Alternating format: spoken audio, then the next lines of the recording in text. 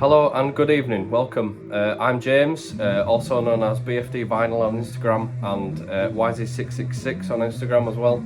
I just wanted to take this time to say thank you to everybody who watched my video last week.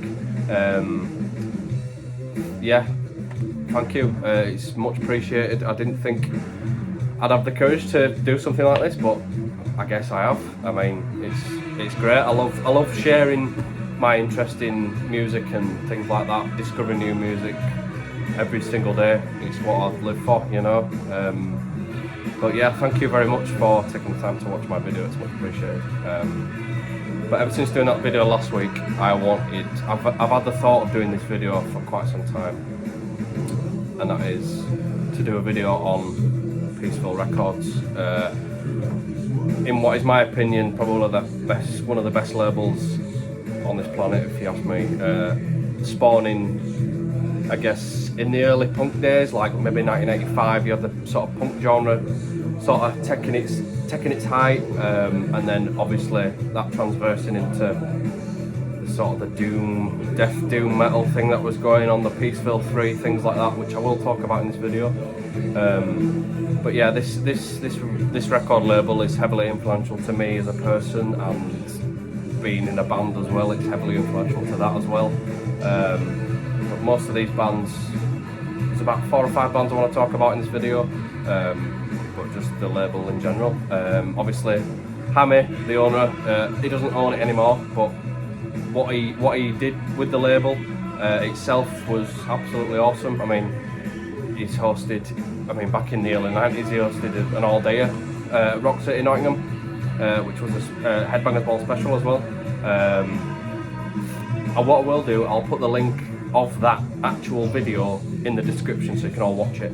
That featured My Dying Bride, Anathema, At the Gates, Chorus of Ruin, and things like that. Decompose as well, I forgot that one. Yeah, that's fantastic.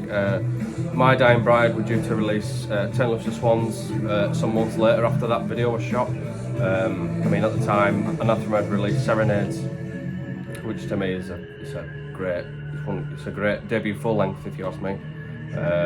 Yeah, it's fantastic. But let's get started on showcasing some of these records. So first up, we've got Anathema with the Crestfallen EP. Now, with this album, I first heard this probably about 2 or 3 years ago, and it was. I didn't know what to expect, if I'm honest. I'd heard Anathema's tracks before and not really knowing what to expect. Now, I stumbled across this one after discovering the Silent Enigma first, which was obviously come out in 1995. So I went back through. I know it's a bit strange because I started with 1995 Silent Enigma and then came back to this one. But this is one of my favourite Death Doom records that came out in 1992, I think. Yeah, 1992. Yeah, it's absolutely fantastic. It's just miserable sods, I guess you could say. Yeah, they talk about loss, they talk about suffering, they talk about all sorts of world problems that are all enclosed in many forms of grief and sadness. But yeah, Anathema's Crestfallen EP is one of my favourite Death Doom records, without a doubt. I mean, yeah, it's just fantastic. And obviously spawning from Liverpool, they had that legacy of Liverpudlian anarchy in their blood. I mean, and then obviously them forming the band after. I forgot what I was going to say. Yeah, so Anathema from Liverpool, fantastic, miserable Death Doom. After Serenades, they released Pentecost EP, which to me was okay. There's some decent songs on there, and it's not bad. There's different songs here and there, which I quite like. One that being is We the Gods. That's one of the greatest songs. I mean, on that album, I felt like they heavily involved themselves in long songwriting, which is fine because there's not wrong in writing a masterpiece, you know. But yeah, that album is great. Miserable, sad, singing about grief and world problems and all that. But they did it in their own style, which I like very much. So yeah, Anathema's The Crestfallen EP. Cool. This one, I don't think this one was released on Peaceville back in the day. I'm not entirely sure, but they've re-released it. They've re-released it some years ago. I'm not sure when. But I discovered this album back in 2020, the back end of 2022. And I was just obsessed. First listen, I'd heard the band's other material like later on, but then I came back to this one, and I absolutely love this album. It's one of my favourites. Catatonia's Dance of December Souls. There we go.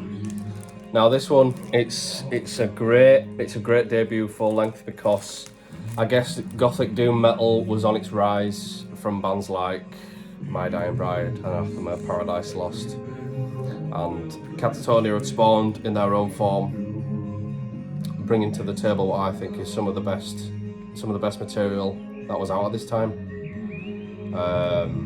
Again, songs about dreams and distant lands and things like that, singing about funerals, what they do. Yeah, it's absolutely fantastic. Picked this one up on eBay a couple of years ago. Yeah, it's a great one. One of my favourites, without a doubt. The Gateways of Bereavement, yeah, brilliant. What an opening track, it's brilliant. Awesome. And that cover art's awesome, isn't it? Yeah, and that logo too. Awesome. Just show you the, there we go.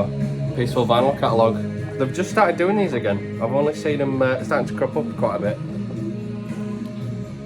And that's what you can order through Peaceville as of now. Again, second video, so I'm trying my best to sort of proportionise this video, but I guess it'll get better as I keep doing these videos. I'm doing it in my own way, but yeah, this is one of my favourite albums. Fantastic band photo there at the bottom. Yeah, fantastic. Yeah, Swedish. The Swedish know how to do it, I mean, you know. Brilliant. That's one of my favourite inner labels too. When I first saw this, I was like, yeah, fantastic. Catatonia with Dance of December Souls. Now, with albums after this, they did Brave Murder Day, 1995 or 96, I'm not entirely sure. But yeah, fantastic. They transversed again into it was sort of on the same lines, but not as miserable as this, which is fine. But yeah, I really like this for a debut full length. I mean, it's great. It talks about all sorts, they sing about all sorts, and just the riffs. A lot of great riffs on this album, and this will always be probably up there with one of my favourite gothic metal albums. I mean, yeah, Catatonia's 1993 debut album of supreme gothic metal, so yeah. So yeah, Catatonia's Dance of December Souls at number 2. These are in no order, these are just, you know, as I'm showing them, I guess. This one, I've got 2 copies of this. But for one reason or another. This one, I first heard this when I was about 21, I think, because I'd previously heard, I'd heard the new album that had come out at the time, and I was very, of the time, I think it was COVID, and I had nothing else to do. I was just sitting at home. Again, I think doing what most people did, finding new music. I'd heard the band, but when the album came out, that's all I was in. You know, that's what I was talking about to people, I guess. But I transversed back to its origination and where the band started and things like that. And this is their full-length first album, Paradise Lost, Lost Paradise. Get that in full display there. Yeah. Peaceville logo there. But yeah, Peaceville out of Dewsbury. I mean, Northern. What more can you say? With yeah, I mean, Paradise Lost. They know how to make miserable music, if you ask me. I mean the bass player Steve, he was I think he was from Fort Pitch, I believe, which is all around the corner. Yeah, it's brilliant. Yeah, this album is, to me, it sounds like it's come from the depths of hell, with nicks of growls and Greg leads and Tud's drum fills and things like that. This just amalgamates into just one massive Death Doom mixtape, if you ask me.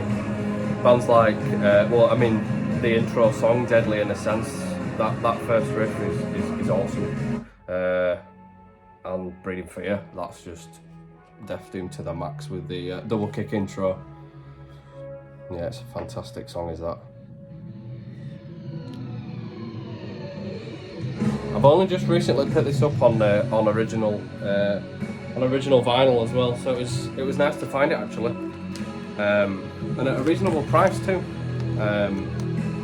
Because I like to do this with most albums. I like to have the original copies, and I've said this to most people about me record collecting. I've always admired having the original copies, because it just, I don't know, it's a bit that more fulfillment in putting that record on the turntable and playing it, because it's its original form. Now this is the same album, but it's a picture disc, but this one is signed by Nick Holmes himself. There's a signature there.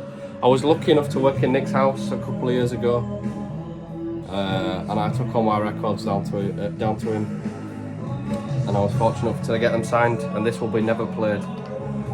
I need to get it framed at some point, but yeah, when I went over to his house, I was working upstairs, and I didn't actually know it was his house until 2 days we'd been working there, and I spotted him in the house. I was really confused. I was like, I know that guy. And it turned out to be Nick Holmes. So the third day that we'd been there, I'd taken all my records down on that day to get them all signed. I've got Draconian Times, I've got a set list signed, CD signed. So yeah, I mean, Nick's a great guy. We were talking about summer festivals and, you know, just the UK scene in general, and what he likes still about touring. And yeah, great guy. He's great. Hope you're well, Nick. Yeah, awesome. Right, on to the next. Now, these I wanted to go over some death metal releases that were released on Peaceville, because I think they're very important to what creates the genre today. Like I said, the new wave of death metal, it's great because probably these albums are probably what influenced the new bands that are coming through right now. Now, this is a white label test press, but it is Baphomet's The Dead Shall Inherit. Yeah, Baphomet from New York. Yeah, very much like Suffocation. They had the New York-esque sort of death metal vibe going on. I guess with being friends with Suffocation, maybe they both sort of probably teamed up and said, yeah, let's put New York on the map for death metal, and they definitely did that. Vile 31. That's one on that side. Yeah, Baphomet's New York Baphomet, great. They later changed their name to Banished, I believe. For what reason, I'm not sure. Maybe label liabilities or something like that. Yeah, Baphomet's The Dead Shall Inherit. It's a fantastic album. I got this off my good friend Isaac. Shout out to you, buddy. Thank you. I still play this with pride. It never gets unplayed in my record collection. I will always play this record. Again, first hearing it, I was just gobsmacked. Yeah, thank you. Yeah, I still play that to death, and I always will. Now, another one. This is, I'm not sure where these guys are from. So this is the 1993 debut album of pulverizing death metal from the classic US act, and this is Mortal Skull's Dying Remains. I picked this up, I think it was last year, I believe. Yeah, last year. Band photo on the back there. But yeah, Mortal Skull had that sound about them. I mean, they were of the same calibre of like Baphomet, Suffocation and things like that. And this was just another band to add to the roster. I mean, again, I'm not sure entirely if these were originally... Oh no, sorry, they are. They were originally in Peaceville, these guys. But yeah, this is probably one of my favourite death metal underground albums, just with its sheer riffage and just, you know, awesome songs really, I guess. Yeah, great artwork too. I'm not sure who did the artwork actually. I'll have to find that out and put it down in the description below. Yeah, fantastic. When I picked this up, I was like, I knew of the album, so I was very glad to add it to my collection. So these are all like bits of photos and things, sort of tour flyers and things like that. There's a bit of a rundown of the album on the back.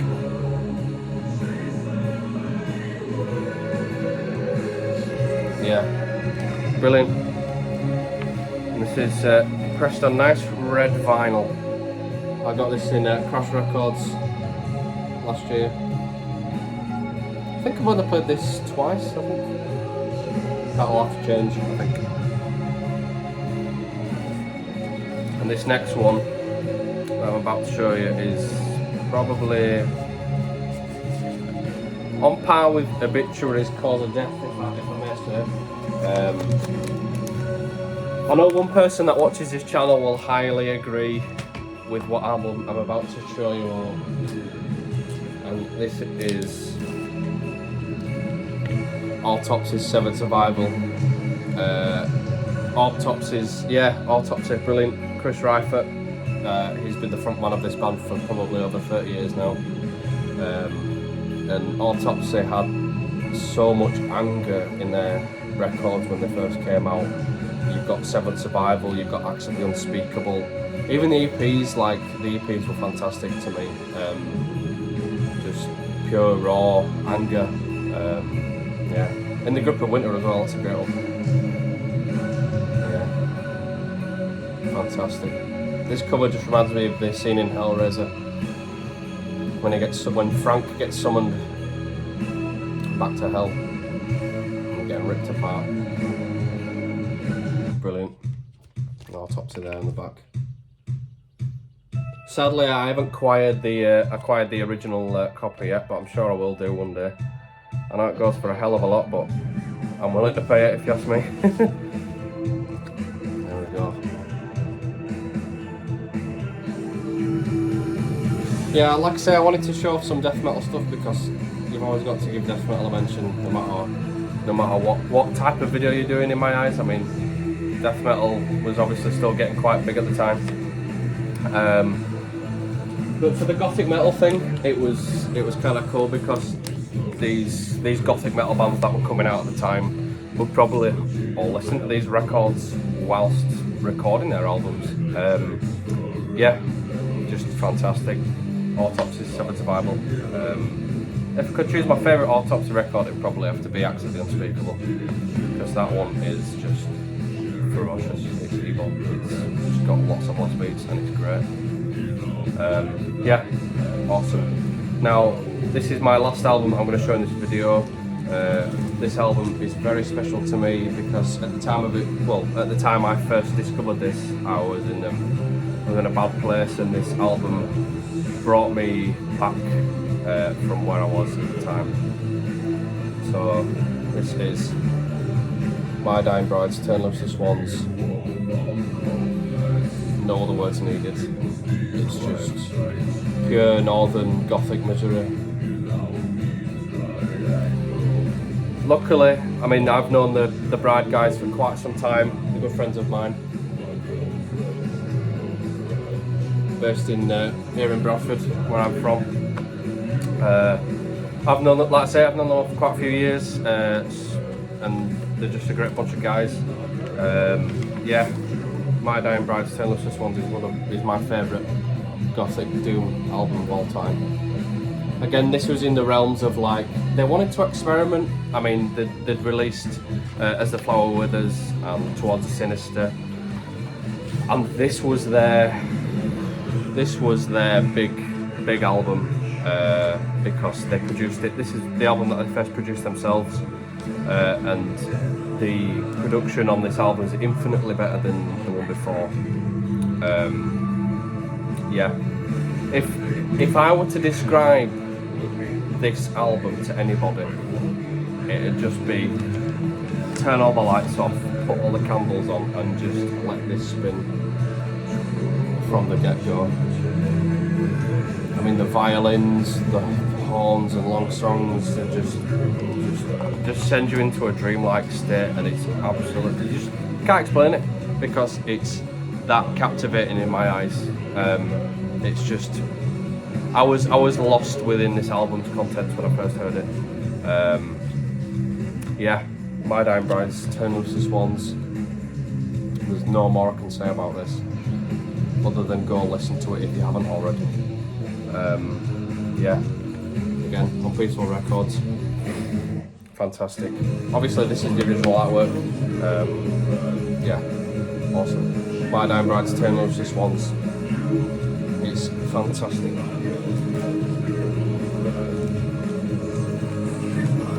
What's playing in the background? I thought it'd be quite fitting for this video to play this album because sort of a gothic doom video, Peaceville Records inspired video. We've got Typo Negative's October Rust. Again, a band that have been heavily influential to me as a person and in my musical career. Yeah. It was actually his anniversary yesterday, believe it or not, Peter Steele. Yeah, so it's fantastic. Such a huge inspiration to my musical career as of right now. Yeah, I was fortunate enough to get a tattoo for the Green Man. Shout out. Yeah, so that's pretty much the video. Again, sorry if I'm a bit rambling on. This is my second video. It was, again, I like doing these sort of videos. It was just sort of off on a whim tonight. But again, if I get any more sort of ideas to do videos, I may do a 20 buck spin video. I'm heavily involved in that label and what they bring out, because what they bring out at the moment is just pure, just gold. It's so underground still, I believe, and a lot of people should be checking it out a lot more. Yeah, and I'm very much looking forward to the new Worm record, which I have no idea when that'll be out. I'm just hoping it's very soon, because I'm getting itchy. But yeah, other than that, I think we've cleared it up. So yeah, thank you for watching this video. Again, sorry for the rambling, I'm sure I'll get better. But again, thank you for taking your time to watch this video. Again, any likes, comments are much appreciated. You know, it'll mean a lot. From an avid music listener and follower, and me playing music, it helps a lot and helps me get out there and discover new music. Right, well that's me. Awesome. Thank you all for checking out this video. Much appreciated, and hopefully I'll see you next time. Cheers.